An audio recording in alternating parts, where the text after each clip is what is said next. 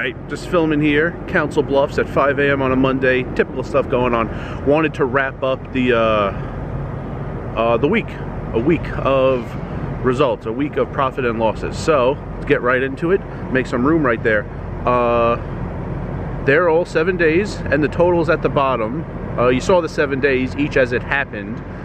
Totals, minus 118, 49 hours, and 12 minutes. So, a few things in there. One, solid volume.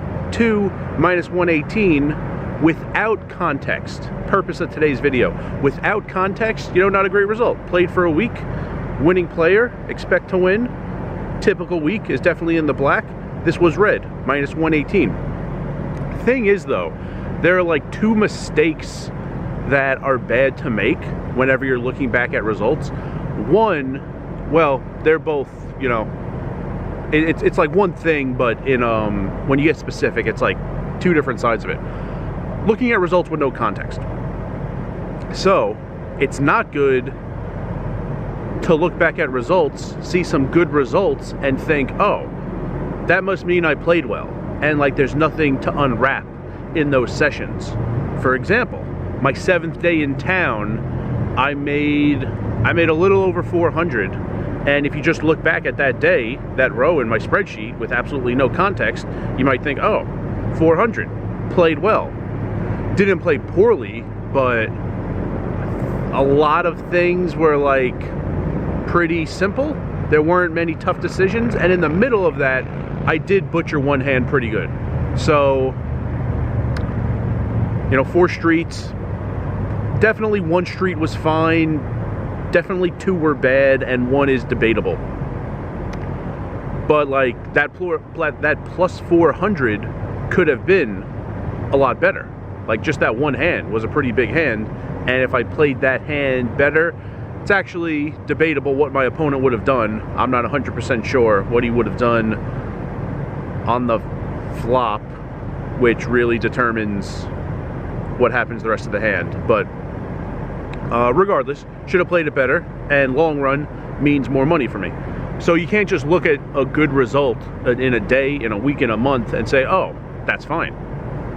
The results are good, so I have nothing to improve on. Also, on the other side, which was like this past week for me, a negative number doesn't mean like terrible, like you did terrible things yourself. Plenty that's outside your control. Now, plenty of people will have bad results and convince themselves that it was absolutely none of their doing. It was 100% things they couldn't control. That's not good. But it's also not good to look at a bad result and say, oh, that was terrible, I'm terrible at poker, like what went wrong? Terrible result might be a negative result, might be a great thing. You could have 2 players, and you could throw like the same hands at each of them, and one could butcher every single hand. I mean, you're gonna lose anyway, but one could butcher every single hand and then tilt, and then just start like re-raising to 150 over raises to 15 out of anger, and could lose like $1,500, and a lot of it totally unnecessary. And then another player who like avoids tilting and rage, yeah, it's not going to be a great week, but like might only lose like $250. So like in that context, a minus 250, pretty good. Like what else could you do when like a ton of things went against you?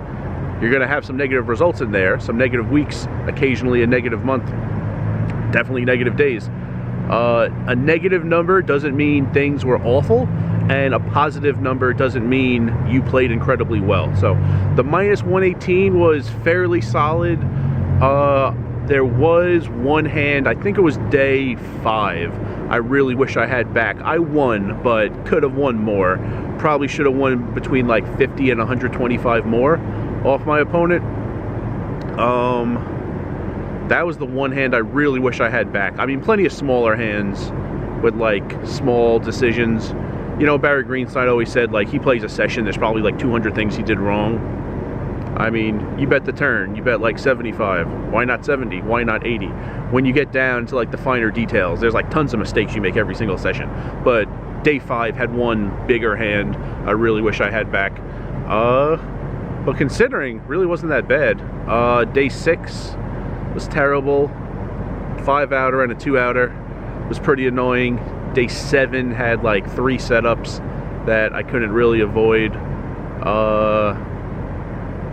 Day one had that hour where 5 over pairs in a row all got cracked. So yeah, I really wish I had that hand back on day 5. Could have taken a lot more of my opponent. I did not win the maximum in the least.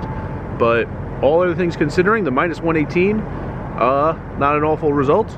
And also the 49 hours and 12 minutes, because it's really easy to play a lot when things are going well. When things are going like lukewarm or poorly, it's a lot more difficult to get good volume in. So you're a winning player, more hours is more money. There's no way around it. You got to play. And 49 hours 12 minutes in 7 days, solid on its own, no context. Especially solid when day 1 wasn't amazing, day 3 was kind of annoying, and day 6 and 7 were like the two worst of the 7. So 49 hours 12 minutes solid, and that's gonna wrap up a week of profits, whatever I called it, a week of profits, a week of results, a week of profit losses. And yeah, so far for me, actually it's funny, as I've been filming, 5 a.m. local time has hit, which here in the central time zone is when my videos get published. So I think for me 3 of the 7 videos have been published, although there were some Wi-Fi issues at the house yesterday, so I didn't really see what went on, how many people watched and commented on the day 3 videos. But seems like a popular series.